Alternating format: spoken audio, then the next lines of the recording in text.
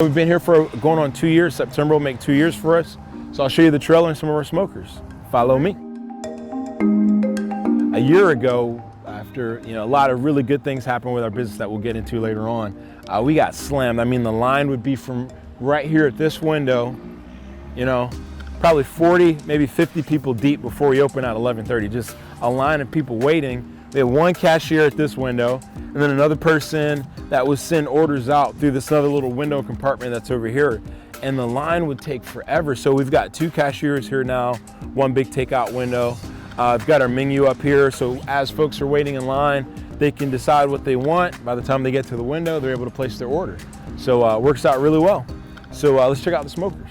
So this first smoker right here, it doesn't look like much, but it is a machine. This smoker, I mean, it's just great. It cooks really well. And this is called Little Lee. It's a 120-gallon propane tank for the smoke chamber. Firebox is an old water tank, about a 30-gallon water tank. We load this guy up with meat, set a fire inside of here, and it will hold temps for an incredibly long time. I actually started out with this one in my backyard. See a little basic grate in there that we set the wood up on. We shovel those ashes out, get a tremendous amount of airflow, and this thing can cook an incredible batch of meat on it, all right? Doesn't look like much, it doesn't look too fancy, but that's what I like about our barbecue style. We're not relying on fancy high-tech equipment to be able to pull off a brisket that somebody's gonna travel maybe from the other side of the country for. And this is what we're cooking it on. It's a pretty big deal to us, all right? It requires a lot of skill and a lot of know-how. This one's called Big Lee. This is the smoker that used to be in the back part of our trailer. That used to be screened in, and we would have this thing jam-packed with meat to roll for Fridays and Saturdays, the 2 days that we're open. But I entered a competition back late spring of last year, and we quickly realized that this guy wasn't gonna give us enough capacity to get enough meat cooked that we needed to serve all of our guests. But this is a rotisserie, so everything rotates through that smoke chamber. It's got a firebox on the back part of the smoker, and it does an incredible job. We put brisket on here, pork shoulders, beef ribs, chicken, you name it. We put everything on here. But this is a fun one. This one's got a real cool story. This smoker is probably the one that I'm the most proud of. Those other two, they have a really special place in my heart, but this smoker means a lot to me. After I found out that I won a Food Network competition, I realized that our business was really gonna pick up and we were gonna need a heck of a lot more capacity. So my buddy Dylan found this 1,000-gallon tank on an app called Let It Go. And he took a screenshot of it and he sent it to me, and he said, "Oh, you should make a smoker out of this tank, LOL." And he kind of said it as a joke. And he didn't know at the time that I had even competed on this show. He didn't know that I'd been away filming. He didn't know that I had already become a finalist and won.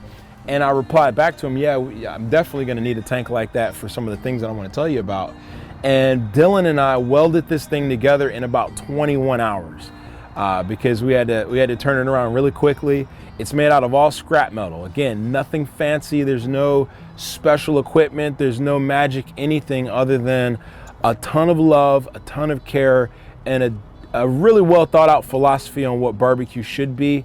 So it's got a nice 10-inch in diameter smokestack that creates an incredible amount of draw. You want to pull smoke and heat across the grill grates really evenly. That's how you get a nice even cook on your meats. We got some really great temp gauges on here. Knowing what temp you're cooking at is really important.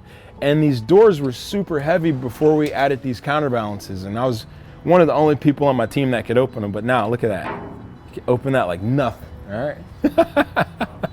Other one, just super easy. And another thing I'm a big believer on, get a shot of these grill grates. Look at that. Every week we bring out the power washer and we blast this thing. You notice no weird foul odor came out of here from just meat grease and meat chunks hanging out, from week to week while we're cooking. Our team takes a tremendous amount of care to get this thing cleaned down, and it's ready for a batch of meat to go on it right now. The grill grates are super clean. Let me show you the firebox. This is the important part. We're talking barbecue, right? We got to talk about fire. So this is the firebox. Again, nothing fancy. This is about a third of a 500-gallon propane tank. Thank you, Caleb.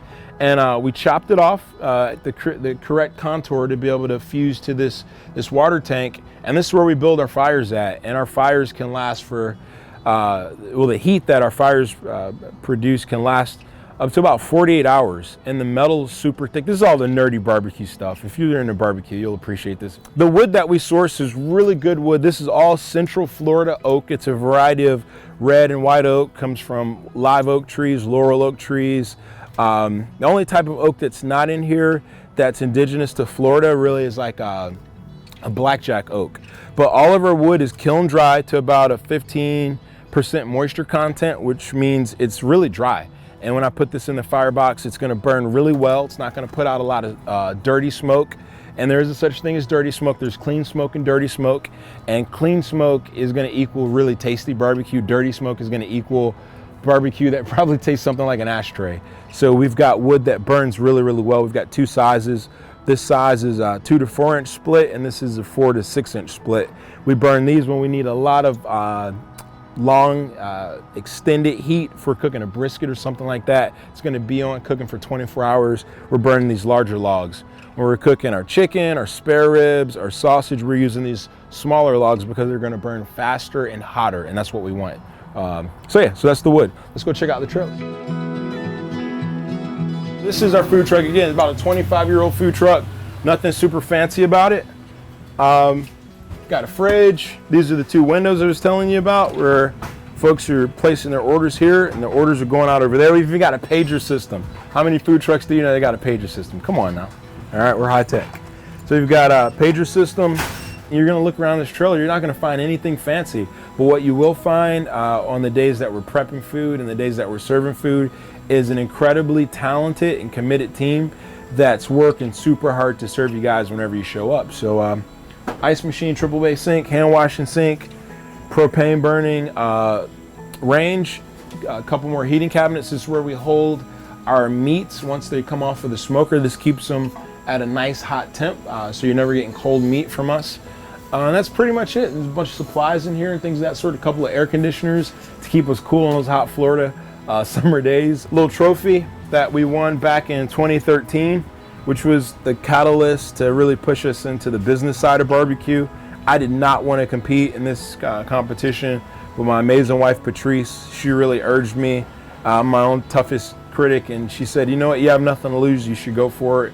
And we ended up sweeping that entire competition. So if you got some sort of dream or goal that you're a little bit scared or intimidated of, I'd say go for it. You probably don't have much to lose.